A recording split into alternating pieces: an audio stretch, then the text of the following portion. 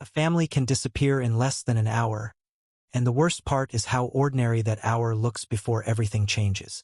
In June 1993, the Parker family in Lakewood, Colorado, looked like the kind of family no one imagined would ever become the center of a cold case. Jonathan Parker was 39, a civil engineer with the kind of reputation people trusted without hesitation. He worked for Horizon Structural Group, a respected Denver-based company involved in commercial development across Colorado.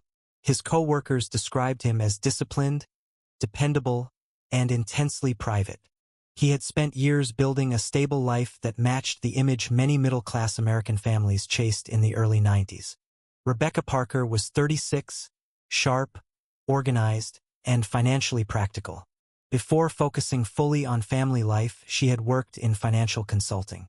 Friends knew her as someone who always seemed composed, the kind of woman who kept birthdays remembered, school paperwork filed, and long-term plans under control.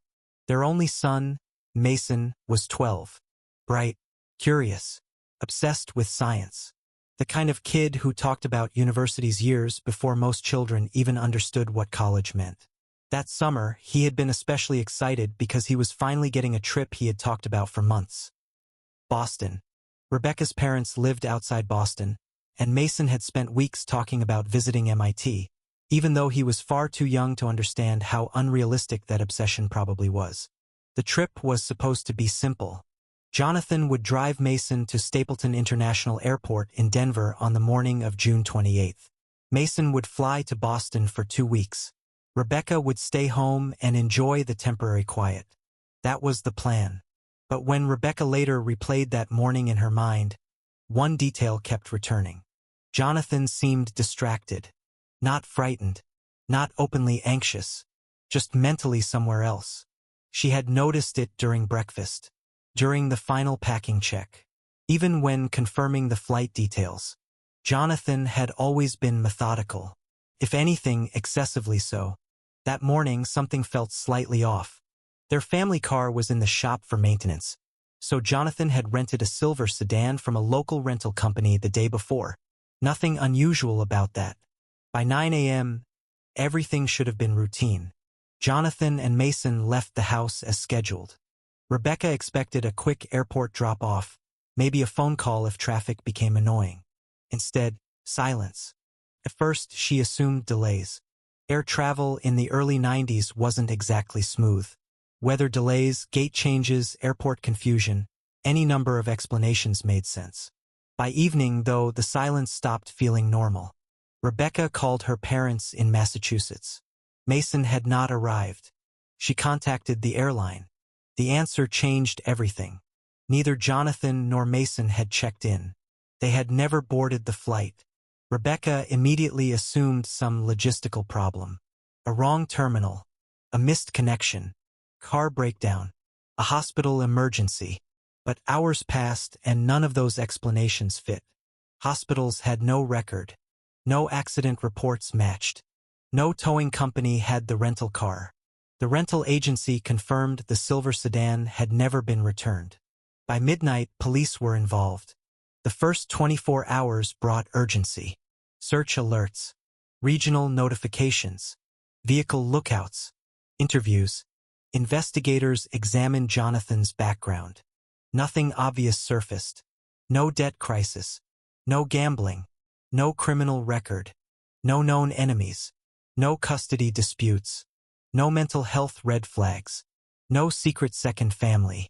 He was exactly what he appeared to be: a husband, a father, a professional with a stable career, which made the disappearance more disturbing, because adults sometimes vanished intentionally. But fathers did not usually vanish with their 12-year-old sons without preparation, especially not men like Jonathan Parker. Police reviewed every practical possibility: carjacking, abduction, voluntary disappearance, accident in a remote area. Still nothing. Rebecca became the center of the investigation by default. That was standard procedure. Spouses were always examined first. She answered every question. Repeated timelines, repeated details, repeated assumptions. Had Jonathan seemed unhappy? Was the marriage unstable? Had he mentioned leaving? Had Mason seemed afraid? Did Jonathan know dangerous people? Every answer led nowhere. Days became weeks.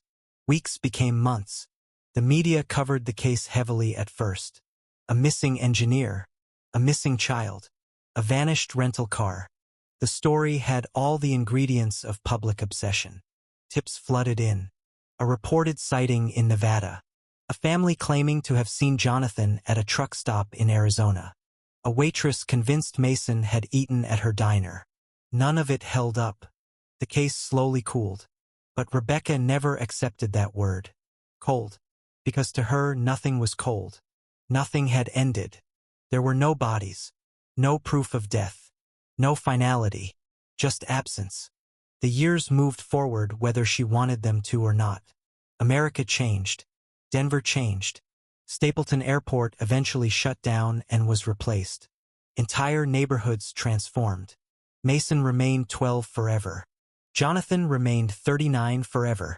Friends encouraged Rebecca to move on. Some meant well. Others simply didn't know what else to say. She never remarried. Never fully rebuilt. Hope became its own kind of prison. Birthdays remained painful.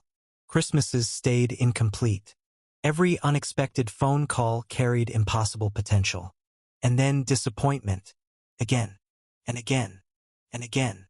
The case entered the official category reserved for investigations with no momentum. A cold file. But even decades later, Rebecca occasionally received calls. False leads. Retired detectives revisiting old notes. Psychics. Private investigators looking for attention. Every single one ended the same way. Nothing. By 2021, Rebecca Parker was 64. Most people assumed the truth would never emerge. If they had been murdered, evidence was gone. The world had quietly accepted uncertainty. Then, in September 2021, everything changed. A construction company working outside Denver began excavation near an abandoned roadside property slated for redevelopment. Heavy machinery uncovered metal. At first, workers assumed buried debris. Then someone recognized the shape. Law enforcement was called. The excavation stopped. Investigators uncovered an entire vehicle. Buried deep. Intentionally. A silver sedan. Vehicle identification matched the rental car Jonathan Parker had driven 28 years earlier. Inside were human remains. 2 sets. 1 adult. 1 juvenile. By the time Rebecca received the call from the Colorado Bureau of Investigation, the confirmation process had already begun. The message was brief. Urgent. No details. Just an immediate request to come in. After 28 years of uncertainty, Rebecca finally understood something before anyone officially said it. This was not another false lead. This time, whatever waited for her was real. Rebecca Parker had spent 28 years imagining every possible ending. Car accident no one found. A desperate disappearance. A kidnapping gone wrong. A terrible misunderstanding that somehow spiraled beyond recovery. Reality turned out to be worse than all of them. The confirmation came quickly. Dental records. DNA comparison. Forensic review. There was no room for uncertainty. The adult remains recovered from the buried sedan were Jonathan Parker. The juvenile remains were Mason. After nearly 3 decades of living in suspension, Rebecca finally had certainty. But certainty did not bring relief. It only opened the door to horrors she had never fully allowed herself to consider. Colorado Bureau of Investigation assigned the reopened case to Detective Olivia Grant and Detective Daniel Mercer, both senior investigators with extensive homicide experience. Unlike the detectives who had worked the case in 1993, Grant and Mercer had modern forensic resources, digital reconstruction tools, and the advantage of hindsight. But what they did not have was time. The first forensic summary was devastating. Jonathan had not died in an accident. The medical examiner identified blunt force trauma to the skull. Not consistent with a crash. Not consistent with natural causes. A homicide. That alone transformed the case from a tragic disappearance into something far darker. Then the second report arrived. and everything became worse. Mason had not died the same day. Initially, investigators assumed father and son had likely been killed together and hidden immediately afterward. The biological evidence suggested otherwise. Tissue preservation patterns, decomposition analysis, trace toxicology, and remaining forensic markers indicated Mason survived after Jonathan's death. Not for hours. For days. Possibly as long as 2 weeks.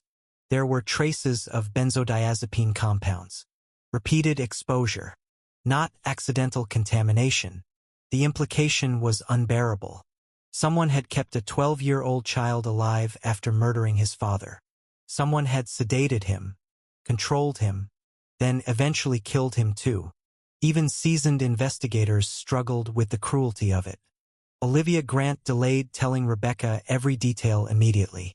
There were limits to what even grieving families should hear all at once. But internally, the tone of the investigation changed. This was no random roadside tragedy. This was deliberate. The burial itself proved that.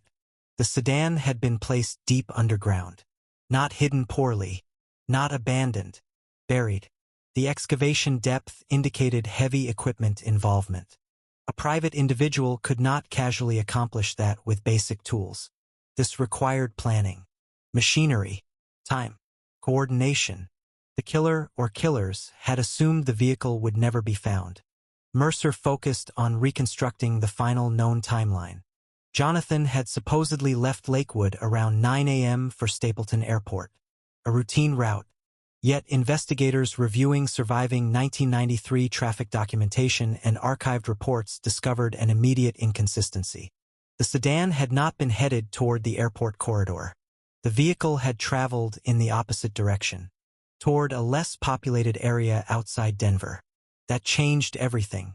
Either Jonathan had chosen to deviate, or someone else had influenced the route. Olivia found the old rental records.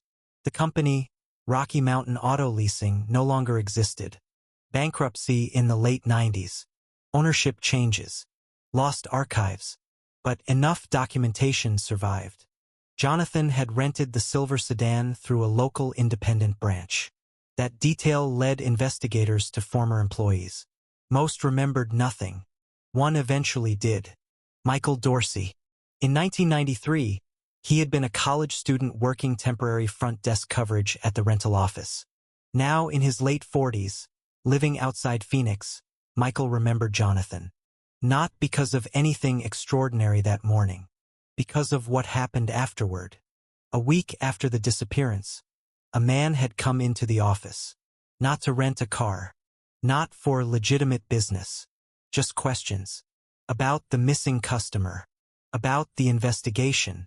About whether police had learned anything. At the time, Michael had assumed it was media curiosity. Then came the warning. Stay quiet. Forget the family. Forget the questions. Michael never reported it. Fear and immaturity had done what threats often do. He convinced himself silence was safer. Olivia asked for details. Michael's memory was imperfect, but certain things stayed clear. Tall, dark hair, lean frame, calm voice, and one distinguishing detail, a scar on the left hand, an old mark between the thumb and forefinger. The man gave a name, Richard Cole, a name investigators quickly determined was almost certainly fake. That alone was troubling. Then Mercer uncovered another buried detail from 1993. Archived notes suggested the rental office had received suspicious phone calls days before Jonathan disappeared. Calls asking whether long-distance rentals were scheduled, whether vehicles were leaving town. Specific, oddly targeted questions. At the time, no one pursued the significance. Today, it looked different. Someone may have been screening for a specific victim. Jonathan Parker. Which raised the central question. Why him? By all known accounts, Jonathan was not the kind of man who attracted violent enemies. No gambling debts. No extramarital scandal. No organized crime connection. No known disputes. No history of personal threats. He was a civil engineer with a conventional professional life. That should have made the case simpler. Instead, it made it more disturbing. because targeted killings without obvious motive often meant hidden lives. Olivia reviewed Jonathan's employment background. Nothing immediately suspicious surfaced. Stable career, promotions, solid income, clean professional reputation. But the detectives were not yet ready to draw conclusions. First, they needed to understand the disappearance itself. Why had Mason survived longer? That question disturbed Mercer more than anything else. Jonathan being murdered suggested elimination. Efficient, purposeful. But a child kept alive for days implied intent beyond simple homicide. Interrogation, leverage, control, or something even worse. No one said it directly at first. Everyone thought it. Olivia eventually met Rebecca again. This time with confirmed identities. Rebecca had spent years emotionally preparing for death. But no preparation accounted for learning that her son may have been alive while she filed missing person reports, called hospitals, begged police for answers, and waited by the phone. Olivia chose her words carefully. Not every forensic detail was shared. Not yet. But Rebecca understood enough. Jonathan had been murdered. Mason had suffered. That knowledge changed her completely. No more uncertainty. No more imagined rescues.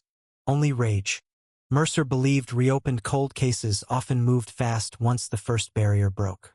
Either everything surfaced, or nothing did. This case already felt different. Too many deliberate decisions had been made in 1993. Too many unexplained gaps existed. Then another problem emerged. The burial location itself. The site where the car had been discovered was not random. It was land near a decommissioned roadside service area. Accessible. Known to locals. Suitable for concealment. Whoever chose it understood the geography. That suggested familiarity. Not a transient predator. Not a random interstate criminal. Someone local. Someone organized. And possibly someone with access to machinery. By the end of the week, Olivia had written one sentence across the top of her working board. This was planned. Not spontaneous violence. Not an opportunistic kidnapping. Targeted operation. Jonathan Parker had been selected. Mason became part of whatever followed.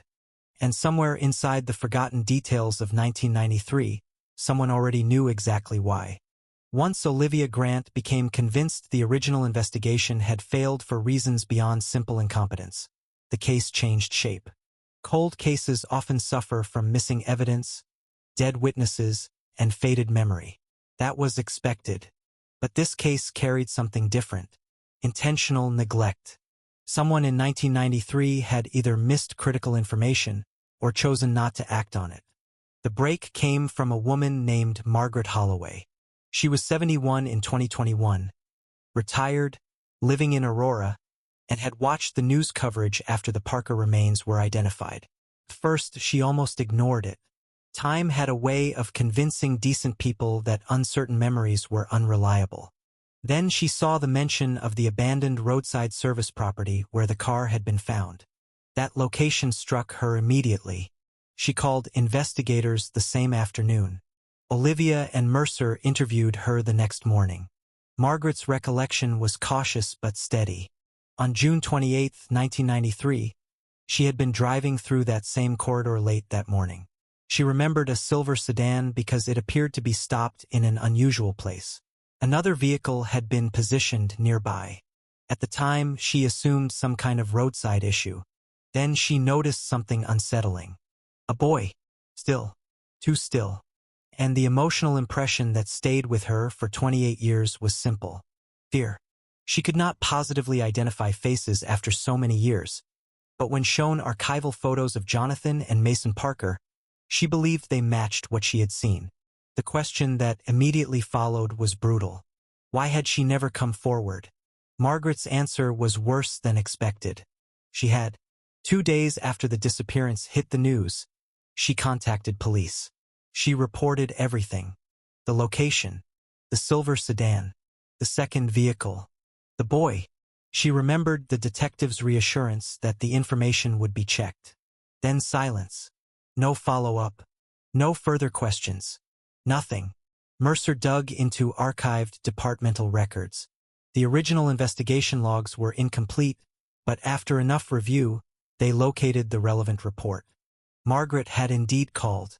Her statement existed. Brief, poorly documented, and effectively ignored. That discovery led investigators to retired Detective Thomas Keegan, one of the officers assigned to the Parker case in 1993. Keegan was 74 now, living outside Colorado Springs, no longer carrying the institutional confidence of active law enforcement. He remembered the Parker case. Not every detail, but enough. When Olivia confronted him with Margaret's ignored tip, his discomfort was immediate. At first, he defaulted to familiar explanations. Too many leads, media pressure, resource limitations, early 90s investigative limitations, standard procedural chaos. Then Olivia pushed harder, because the timeline made the neglect unforgivable. If Mason survived for days after Jonathan's murder, Margaret's report might have represented a chance to save him. That changed the moral weight of everything. Keegan eventually admitted something critical. He had intended to pursue the location more aggressively, but he had been instructed not to, by his superior, Captain Harold Whitmore. That name instantly became central. Whitmore had died years earlier, which made the revelation harder to verify. Still, Keegan's account was detailed enough to matter. He said the Parker case had become politically uncomfortable quickly. Public pressure, media scrutiny, administrative sensitivity. According to Keegan, Whitmore redirected investigative focus away from the roadside lead and toward voluntary disappearance theories. That made little sense even in 1993. Jonathan had no behavioral profile consistent with abandonment. Yet the department pushed that theory harder than the evidence justified. Olivia needed more than memory. Mercer started tracing financial records. Took days. Then the first hard proof surfaced. Harold Whitmore had received multiple unexplained cash deposits within months of the Parker disappearance. Not salary deposits. Not retirement disbursements. Cash. Large amounts. No legitimate documentation. That alone suggested corruption. But corruption tied to what? The answer emerged from another old lead. The burial itself required excavation machinery. Mercer cross-referenced contractors operating in Denver and surrounding counties in 1993. One name surfaced through old permits and subcontractor records. Douglas Harlan, owner of Harlan Earthworks. Still alive. Still in Colorado. Interviewing Harlan was difficult. At first, denial came fast and absolute. He claimed no memory of anything related to the Parkers. No involvement. No equipment irregularities. No knowledge. Then Olivia introduced Whitmore's financial records, and Harlan's certainty started collapsing. Eventually, he admitted enough. In summer 1993, he had agreed to an unofficial equipment arrangement. No paperwork. No employee awareness. A backhoe was temporarily made available after a request that came through unofficial channels tied to Whitmore. Cash compensation followed later. Harlan insisted he never knew the purpose, that he assumed private off-book construction work, that he never asked questions. Olivia did not believe his innocence was complete, but whether he knew murder was involved remained unclear. What mattered was confirmation. Someone with access to police influence and excavation equipment helped conceal the crime. This had never been a random disappearance. It had become an organized cover-up almost immediately. Mercer returned to the broader victimology question. Why Jonathan? That answer still refused to emerge. Then another clue arrived from old departmental records. Among the original people heavily involved in pushing the investigation forward in 1993 was Jonathan's older brother, Christopher Parker, attorney, 43 at the time, aggressive, persistent, reportedly furious with police handling. He had met investigators repeatedly in the first year, pressed for updates, demanded follow-up, then disappeared from the narrative. No further appearances, no sustained contact, no family presence after roughly 2000. Olivia asked Rebecca about him. Rebecca's response was complicated. Christopher had taken Jonathan's disappearance harder than almost anyone. At first, he became obsessed. Private investigators, independent research, alternative theories, boxes of records, maps, notes. But eventually, he drifted away from everyone. Family contact weakened, then vanished entirely. Rebecca had not spoken to him in years. No known address, no current number. Mercer found that strange. Family members usually withdrew emotionally from cold cases. They did not vanish. Not without explanation. Christopher's records showed a functioning legal career in the 90s. Then fragmentation, professional withdrawal, relocation, eventually almost no traceable footprint. The man had effectively fallen off the map. That could mean grief, or something else. Olivia created a working profile. By this stage, several facts were undeniable. Someone targeted Jonathan specifically. Someone had advanced knowledge of his travel. Someone manipulated access to his rental vehicle. Someone had enough local familiarity to stage the crime. Someone influenced law enforcement afterward. And at least one family member spent years privately chasing answers before disappearing. The case no longer looked like a single act of violence. It looked like a conspiracy. The final breakthrough in this phase came when Mercer reviewed archived employment histories from Rocky Mountain Auto Leasing again. One detail had been overlooked. Michael Dorsey's threatening visitor came after the disappearance. But the suspicious phone calls before Jonathan vanished suggested premeditation. That meant someone knew Jonathan's plans in advance. Rental data, travel timing, destination assumptions.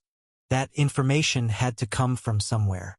Internal access, surveillance, or someone close enough to know his movements. Olivia stared at the evolving board late that night and realized the investigation was crossing a threshold. The original murder was terrible, but the larger truth was becoming worse. This was not simply about who killed Jonathan Parker. It was about how many people helped make sure no one ever found him. Christopher Parker had not simply faded out of the family story. He had disappeared with intention. That distinction mattered. Olivia Grant had seen grief destroy families before. People withdrew, isolated, abandoned routines, even changed cities to escape memories. That was tragically normal. But Christopher's pattern did not look like collapse. It looked organized. Jonathan's older brother had been a practicing attorney in Denver through most of the 1990s. Public records showed stability, professional licensing, tax activity, bar association listings. Then the trail became fragmented. By the early 2000s, the footprint narrowed sharply. After that, almost nothing. No obvious death certificate.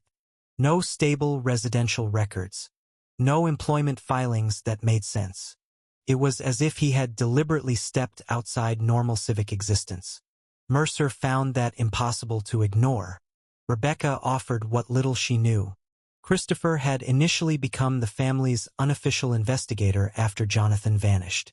While police resources cooled, Christopher escalated. Private investigators, independent case reviews, consultations with retired law enforcement, media outreach. His marriage reportedly collapsed under the strain. Family contact deteriorated. Then he was simply gone. Rebecca had once assumed he broke psychologically. Now she was no longer sure.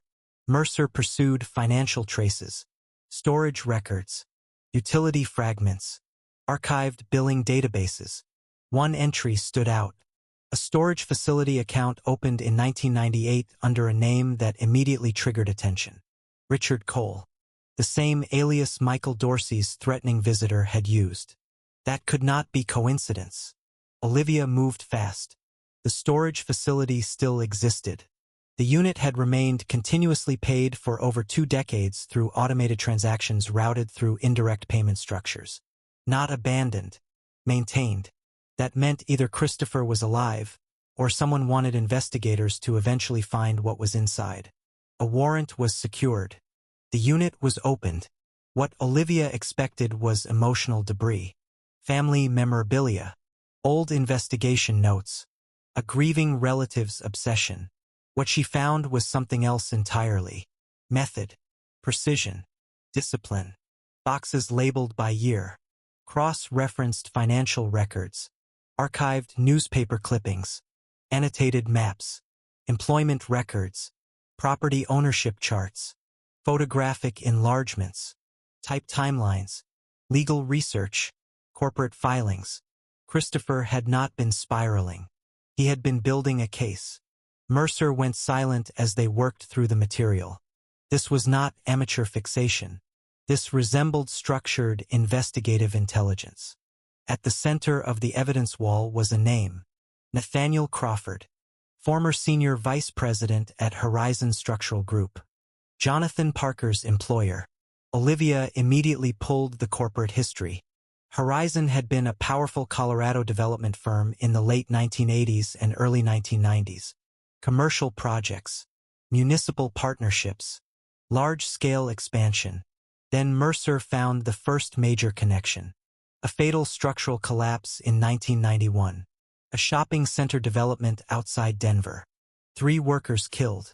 The official investigation concluded structural failure without prosecutable negligence. The case faded. Christopher's files told a different story. According to his research, internal engineering concerns had existed before the collapse. Safety reporting discrepancies, revised documentation, possible falsification. Jonathan had worked in a division connected to the project. Not as the primary public face, but close enough to know things. Christopher believed Jonathan discovered suppressed internal misconduct.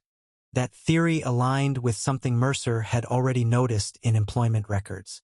Jonathan requested a departmental transfer approximately 2 years before his disappearance.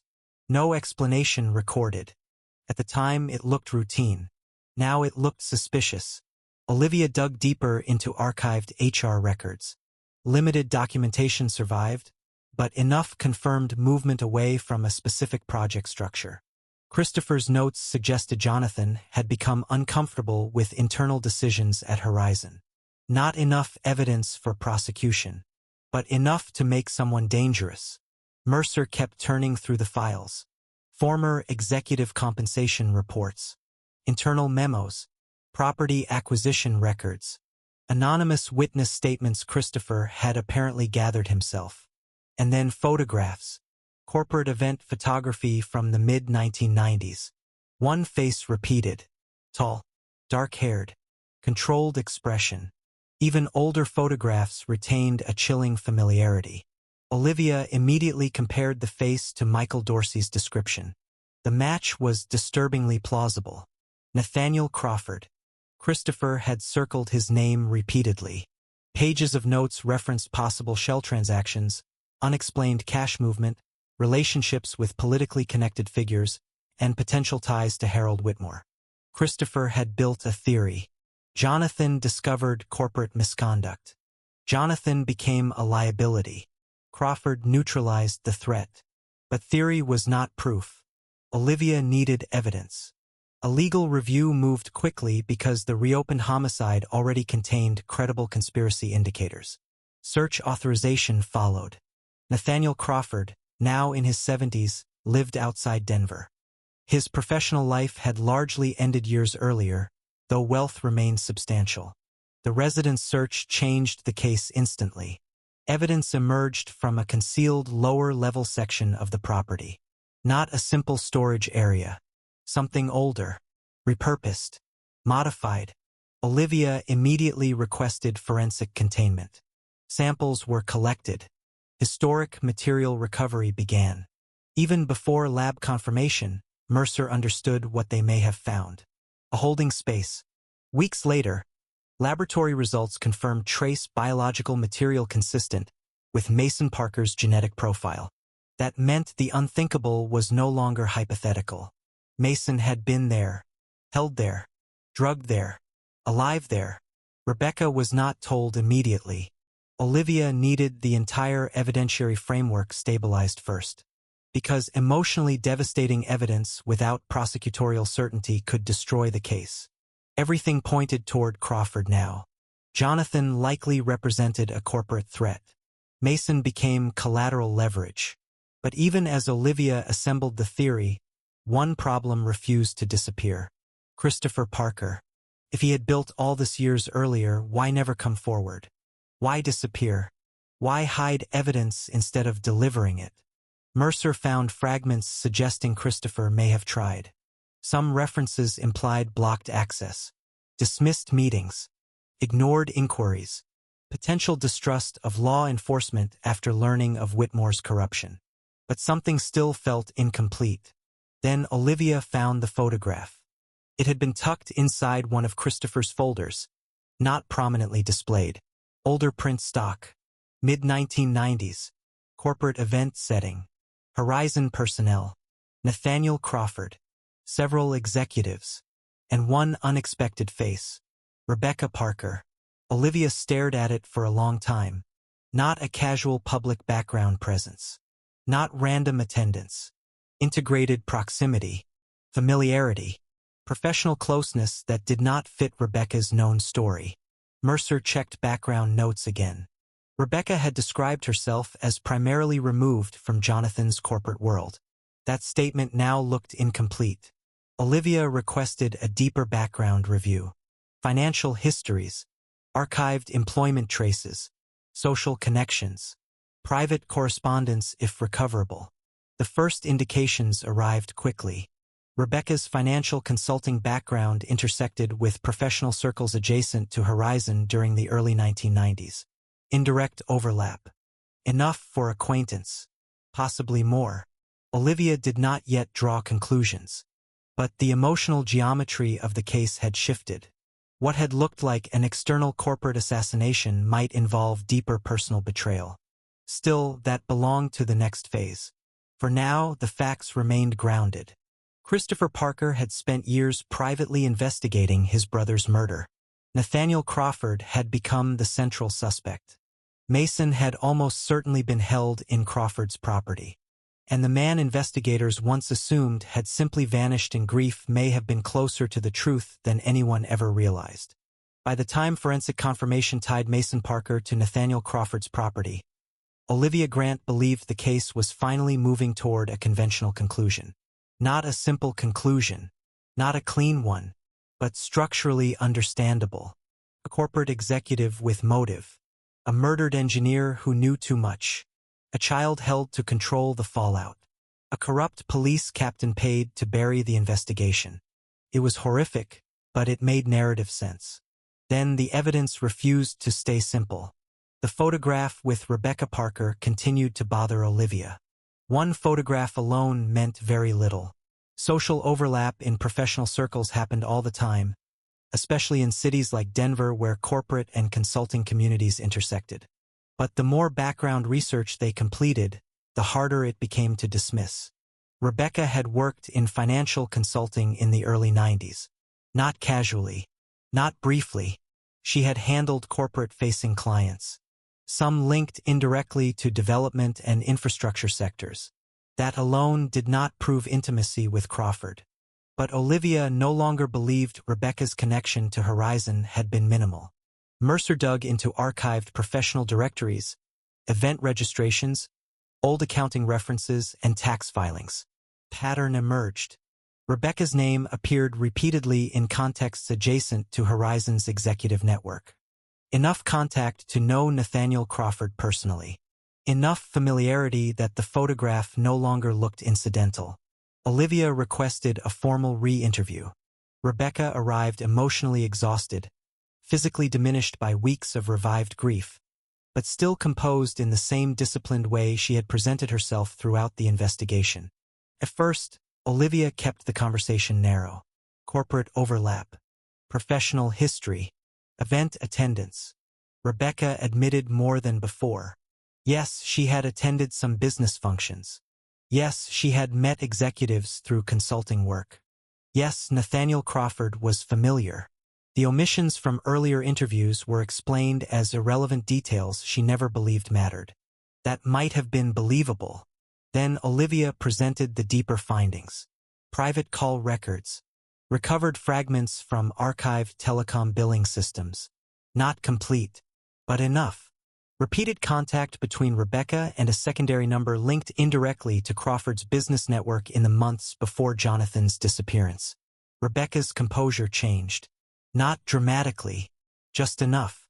Mercer noticed it immediately. Olivia shifted the conversation. Jonathan's work. The 1991 collapse. Internal concerns. Rebecca denied knowing details. Then Olivia placed the photograph between them. Crawford. Rebecca. Close proximity. Professional familiarity.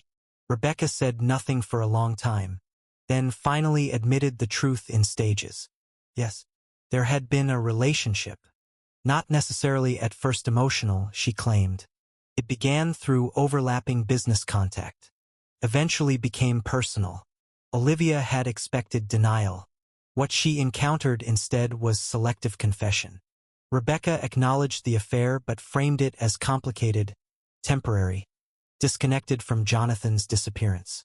That position collapsed quickly, because Christopher Parker's files contained more. Private notes, cross-referenced observations, financial anomalies, timeline connections. Mercer uncovered a life insurance policy. $5 million. Jonathan Parker. Rebecca as beneficiary. Not unusual for high-income professionals. But in the context of murder, devastating. Olivia pressed harder. Rebecca's answers grew less stable.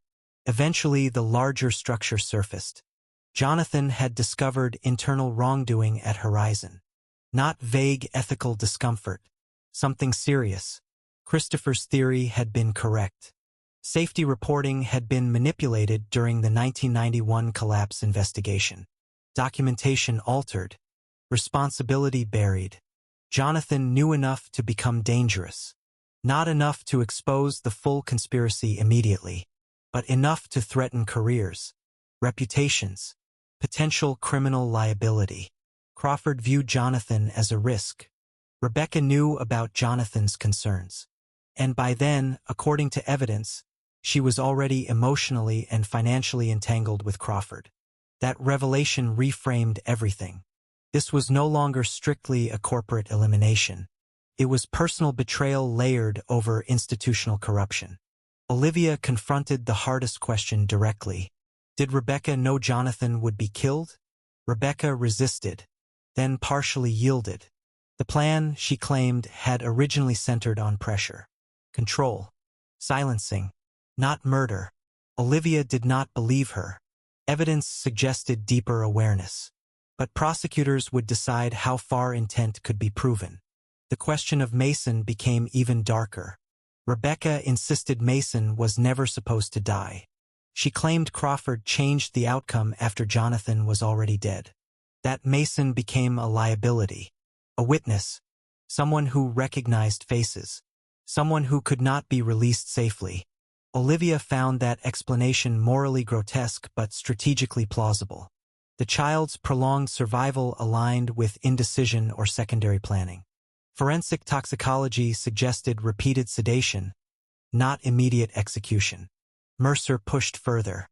If Rebecca knew enough to conceal the affair, enough to omit Crawford, enough to financially benefit, how had she lived 28 years performing grief? Rebecca's answer was cold in its complexity. People survive what they have to survive. She claimed guilt, fear, manipulation, emotional coercion, dependency.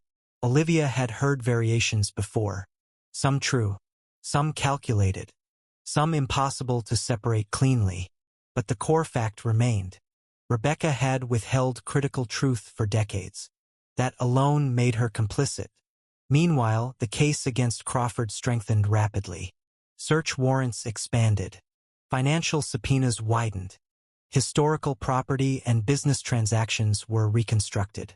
Mercer discovered indirect shell transfers that aligned disturbingly with Whitmore's unexplained cash deposits. The corruption chain was no longer speculative.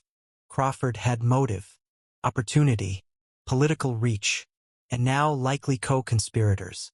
Then a separate forensic review uncovered something else. Additional evidence suggested Mason's captivity was not merely temporary logistical containment. The holding arrangement had required preparation, medication sourcing, private confinement, operational secrecy. This had not been emotional improvisation.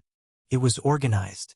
Olivia began to suspect the full conspiracy was larger than initially assumed. Crawford could not have managed every layer alone. Vehicle interception, Jonathan's murder, child captivity, police interference, excavation concealment. Multiple actors were almost certainly involved. Rebecca's arrest came after prosecutors reviewed the evidence package. The optics were explosive. For nearly 3 decades, Rebecca Parker had been publicly known as the grieving wife and mother left behind by an unexplained disappearance. Now she was being charged as part of the conspiracy. Media reaction was immediate. Public sympathy fractured. People asked the obvious question: how could a mother allow this? Olivia had no emotionally satisfying answer. Only evidence. Crawford was arrested separately. His defense posture was immediate denial. No confession. No emotional collapse. No cooperation. Only legal resistance.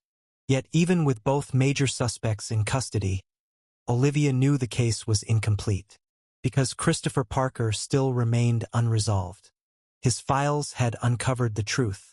But one question haunted her. If Christopher knew so much, why stop at private investigation? Why disappear instead of prosecuting? Why build evidence but never deliver it directly? The answer might define the final shape of the case. And then Mercer discovered something worse. A secondary review of older contractor records suggested another participant may have directly assisted in operational cleanup. Someone beyond Crawford. Someone physically involved. Meaning Rebecca's betrayal may not have been the final shock. The conspiracy still had missing pieces. By the time Rebecca Parker and Nathaniel Crawford were both in custody, the case should have felt complete. From a prosecutorial standpoint, the framework was already powerful.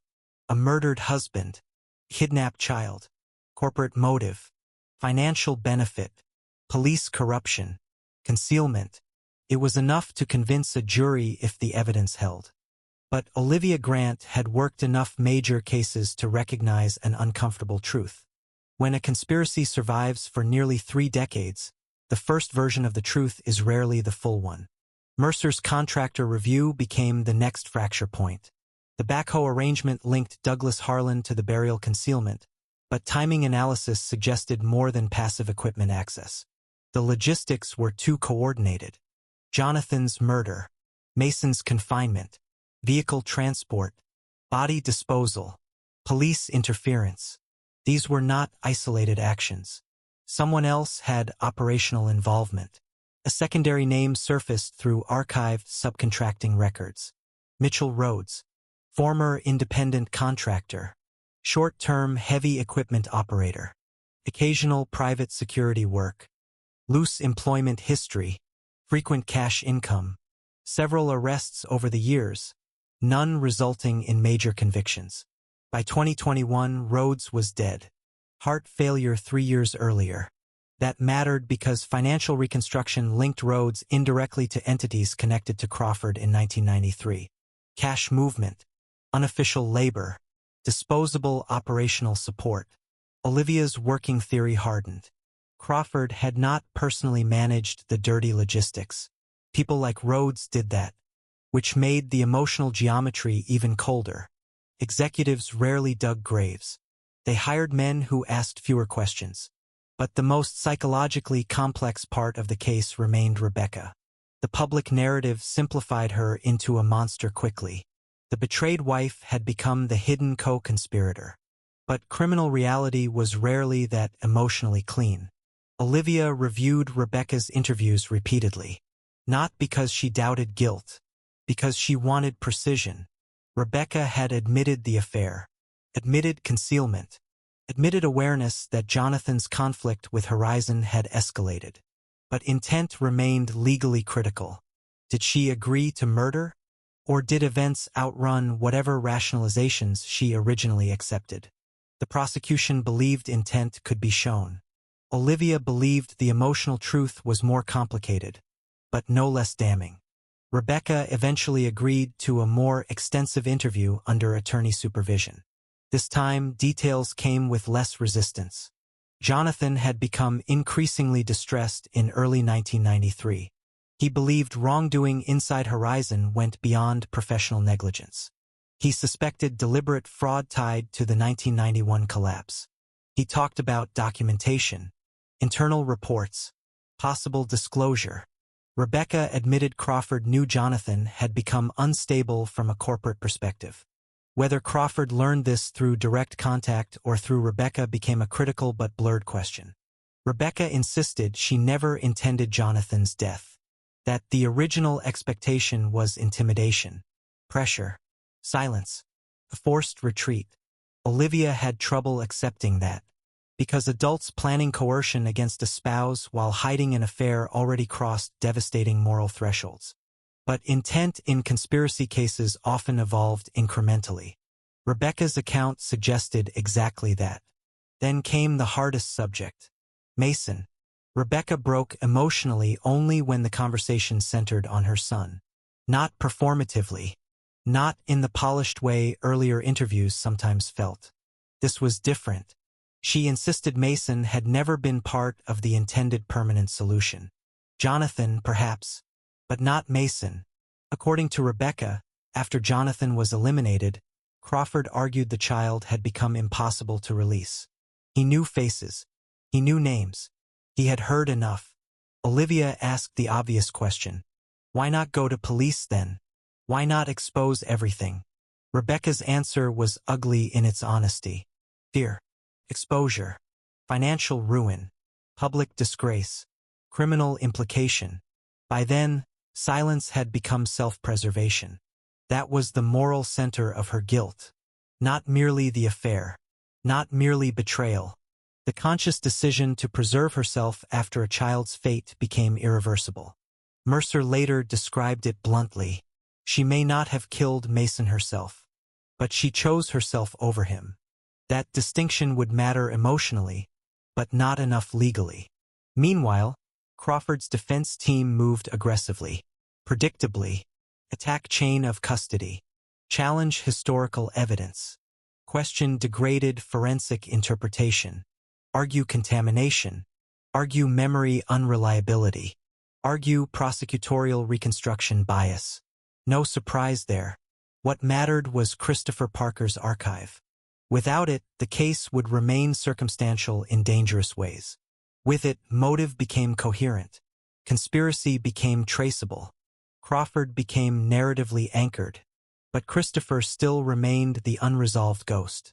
Olivia kept returning to his storage archive, looking for something missed, and eventually she found it.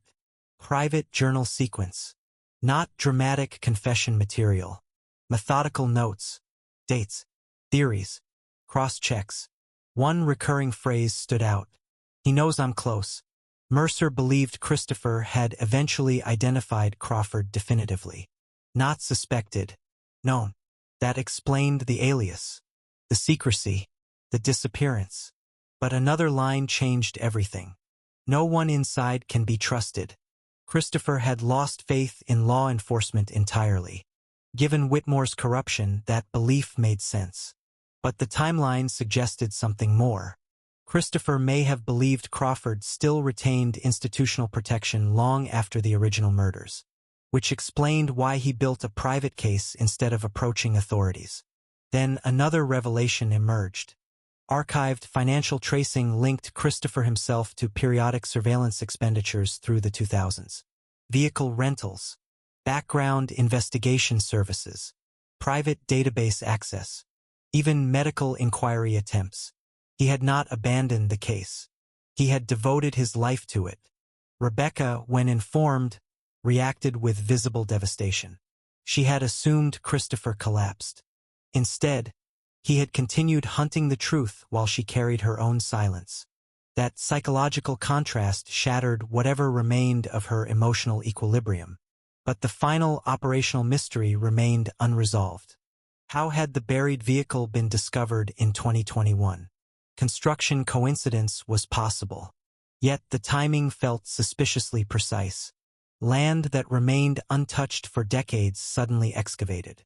At exactly the moment Crawford's age and vulnerability increased, Mercer began to suspect intentional orchestration.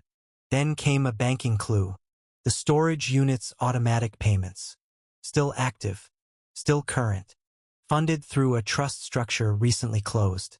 Closure date: late 2021. Christopher had been alive much longer than anyone realized, and possibly active until recently. Olivia now believed the 2021 discovery was not random. Christopher may have engineered the final exposure. If true, it transformed him from grieving relative to strategic architect of delayed justice. The case's public dimension exploded. Media fixation intensified. Corporate scandal retrospectives resurfaced. Old Horizon executives faced scrutiny. Families of the 1991 collapse victims demanded review. Political commentators revived questions about institutional corruption in legacy policing. Everything widened. Yet for Olivia, the case remained deeply personal in one narrow sense. A 12-year-old boy survived for days after his father's murder. Every corruption decision afterward mattered because of that. Every silence mattered. Every rationalization mattered. And somewhere, Christopher Parker may have spent decades trying to force a reckoning the system refused to deliver. If Olivia was right, the final answers were no longer in Crawford's defense strategy. They were in finding Christopher. By late 2021, the Parker case had transformed from a buried cold case into one of Colorado's most explosive criminal prosecutions in decades. But for Olivia Grant, public headlines meant very little compared to the simple reality that the evidence had finally become impossible for the surviving conspirators to outrun. Nathaniel Crawford's legal team fought aggressively from the beginning, exactly as expected. Their strategy focused on time, memory decay, degraded forensic interpretation, and the argument that prosecutors were forcing modern assumptions onto incomplete events from 1993. Rebecca Parker's defense moved differently. Her attorneys emphasized emotional coercion, manipulation, psychological dependency, and the claim that she never intended violence to escalate beyond intimidation. Olivia had seen those distinctions before. Sometimes they were genuine. Sometimes they were tactical. Sometimes they were both. But what mattered now was not emotional framing. What mattered was evidence, and evidence kept hardening. Financial analysts reconstructed the hidden transaction trail between Crawford's network, Harold Whitmore's unexplained deposits, and shell-linked cash movement tied to contractors already identified in the concealment operation. Douglas Harlan, once stubbornly defensive, shifted after prosecutors outlined potential accessory exposure. His revised statement no longer minimized what he understood in 1993. He admitted the off-book equipment arrangement had always felt wrong. He admitted Whitmore made clear no questions were welcome. He admitted cash was the reason he stayed silent. That testimony mattered because it converted suspicion into operational conspiracy. Then investigators built the second layer. Mitchell Rhodes, though dead by 2021, became central through archived payment reconstruction. Rhodes had not simply existed on the margins of Crawford's business ecosystem. He had received unstructured compensation during the exact period surrounding Jonathan and Mason's disappearance. Witness fragments from former subcontractors placed Rhodes in irregular private security and transport work. Prosecutors now believed Rhodes handled the physical side of the operation that Crawford would never personally risk. Vehicle interception, movement logistics, burial support, possibly containment. Rebecca's cooperation became partial but increasingly unavoidable. Under pressure, she confirmed broader operational realities without fully embracing full intent. She admitted Crawford relied on other men to handle unpleasant work. She admitted she understood enough in 1993 to know events had crossed into criminal territory almost immediately. Her greatest legal vulnerability remained not merely the affair, not even financial motive, but the conscious silence after Jonathan's death and Mason's captivity became clear. Olivia understood juries viscerally. That would be the detail they could never forgive. A mother learning her son was trapped and choosing survival over disclosure. Public sympathy collapsed completely once prosecutors framed it that way. Rebecca was no longer seen as tragic. She became emblematic of betrayal. Crawford remained colder, controlled, strategic, detached. No remorse surfaced in any meaningful way. His legal position remained absolute denial, but the architecture against him became overwhelming once Christopher Parker's files were authenticated. Independent handwriting analysis confirmed authorship. Dates aligned with archived public records. Financial documents proved genuine. Christopher's decades-long private investigation became admissible contextual evidence that helped establish motive, sequence, and Crawford's historical relevance. Horizon Structural Group, long dissolved through mergers and restructuring, suddenly returned to public scrutiny. Journalists revisited the 1991 fatal collapse. Families of dead workers demanded accountability even though criminal exposure was functionally impossible after so many years.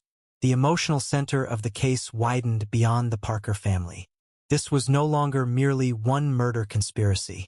It had become a symbol of institutional rot, corporate concealment, and how vulnerable ordinary families were when powerful people coordinated silence. Rebecca eventually entered formal plea negotiations, though not full cooperation. Prosecutors wanted clarity around intent, Mason's captivity timeline, and operational participants. She offered fragments, but never enough to fully humanize herself. Her most repeated claim remained consistent. Mason was never supposed to die. Olivia listened to that statement multiple times and never found comfort in it. Whether true or not, the distinction felt morally hollow. Crawford refused any comparable movement. Prosecutors proceeded toward trial readiness. Then the sentencing architecture began taking shape as peripheral conspirators formally entered the record. Harold Whitmore was long dead, beyond legal reach but fully exposed as corrupt. Douglas Harlan faced accessory consequences tied to concealment and obstruction. Mitchell Rhodes, dead, was posthumously identified as a likely operational co-conspirator. Nathaniel Crawford became the prosecution's primary architect of the murders. Rebecca Parker became the emotional focal point of Betrayal. The formal legal collapse happened quickly once the prosecution's integrated timeline was complete. Crawford was convicted on multiple counts tied to homicide conspiracy, kidnapping, and murder-related concealment.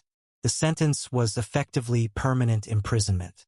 Rebecca received conviction as a knowing co-conspirator. Her exact legal categorization reflected evidentiary nuance, but the practical result was the same. The rest of her life would be defined by what happened in 1993.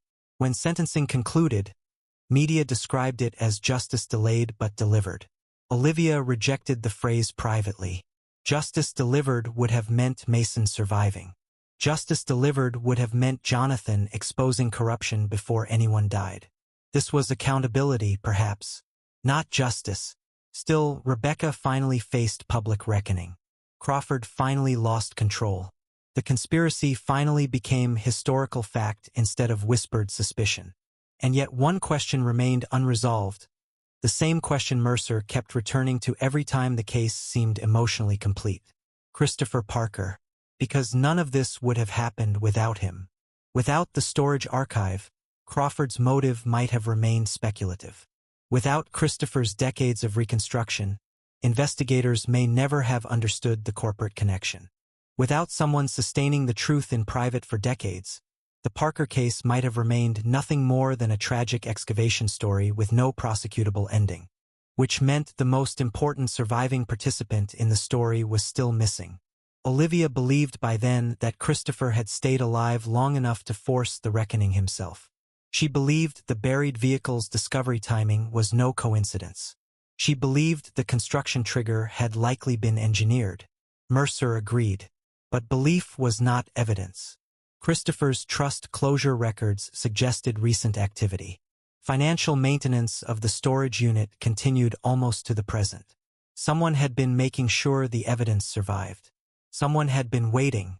And if Olivia was right, that someone had sacrificed an entire life to finish what law enforcement failed to do. The Parker prosecution was over in every official sense that mattered. But the emotional ending of the story had not arrived yet. Christopher Parker was still out there somewhere, and Olivia was no longer investigating him as a side question. She was searching for the man who may have delivered justice with his final remaining years. The Parker case was legally finished by December 2021, but Olivia Grant had learned long ago that legal closure and emotional truth were rarely the same thing. Nathaniel Crawford had been convicted. Rebecca Parker had been sentenced. The public had its villains, its headlines, its familiar shape of justice restored after decades of uncertainty. But Olivia could not stop thinking about the one person who had made the entire case possible while never appearing in any courtroom. Christopher Parker had spent nearly 30 years assembling truths that trained investigators with full institutional resources had failed to uncover. That kind of commitment did not vanish into abstraction. It left footprints. Mercer agreed. The financial traces tied to the storage unit proved Christopher had remained active until recently. Anonymous payment structures had kept the unit preserved. Trust-linked banking activity suggested recent movement.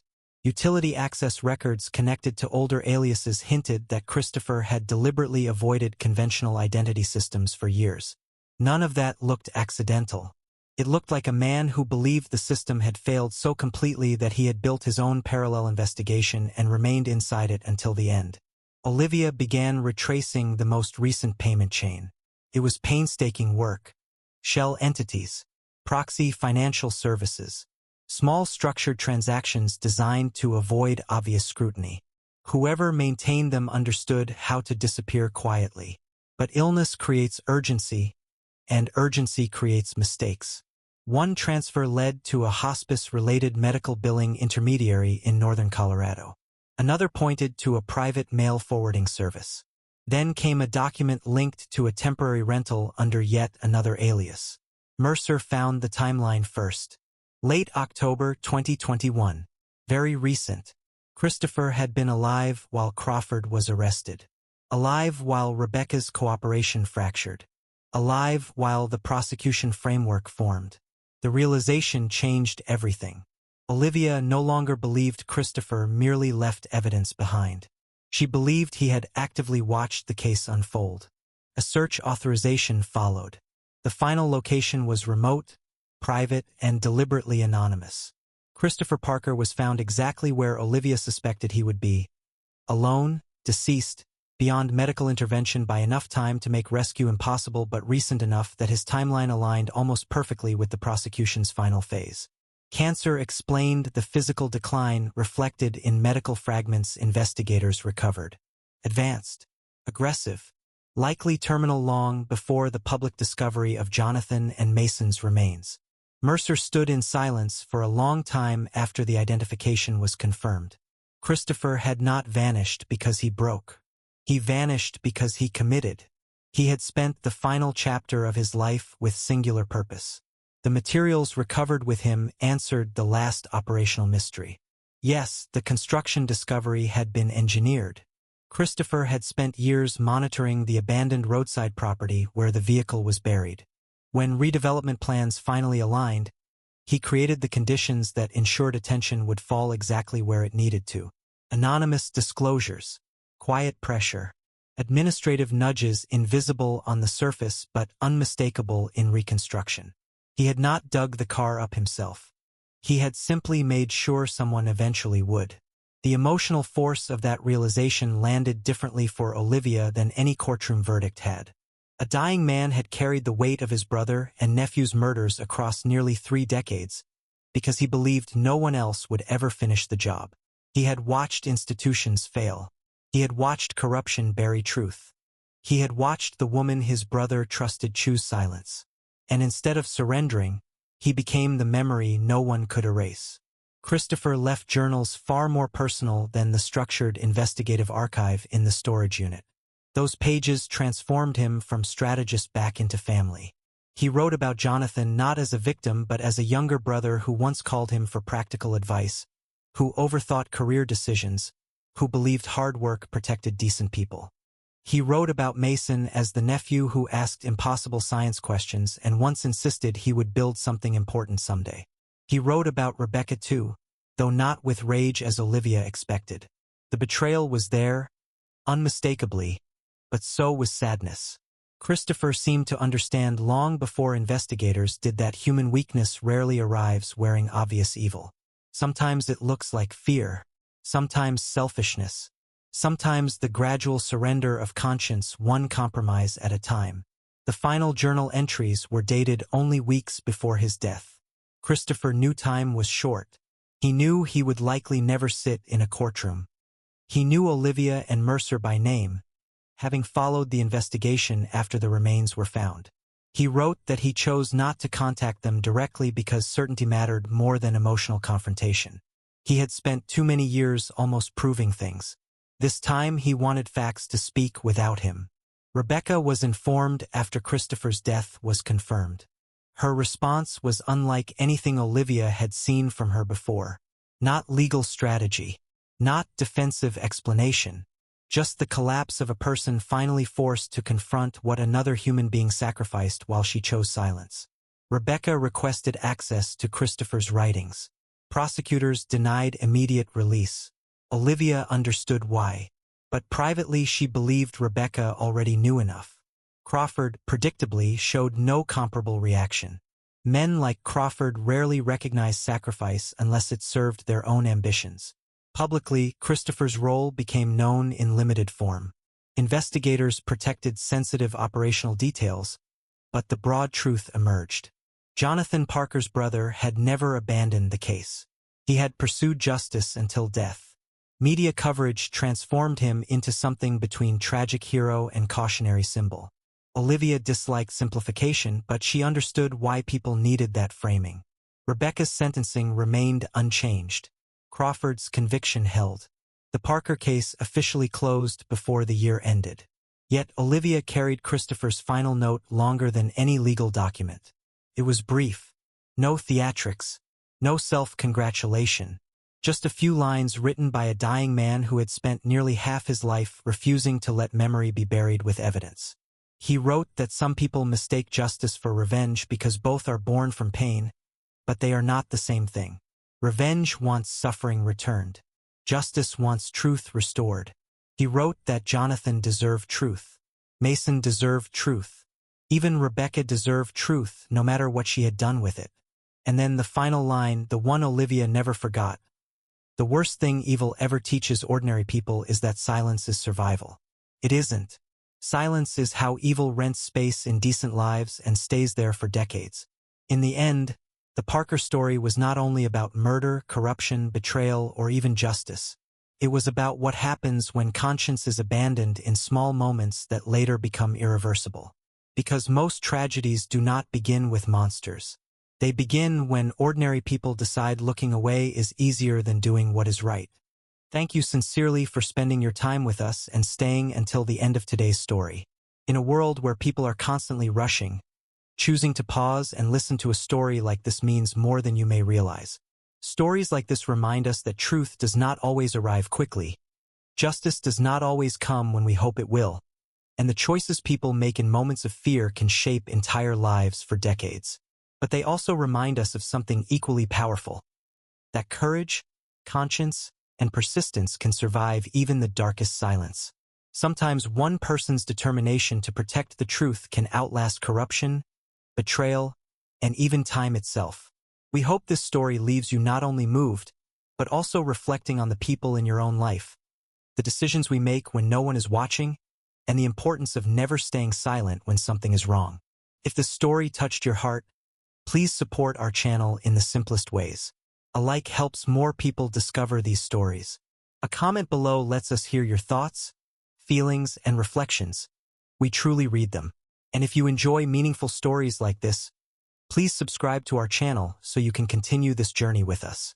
Thank you again for being here, for listening with an open heart, and for reminding us that even in difficult stories, humanity still has the power to endure, to seek truth, and to choose what is right.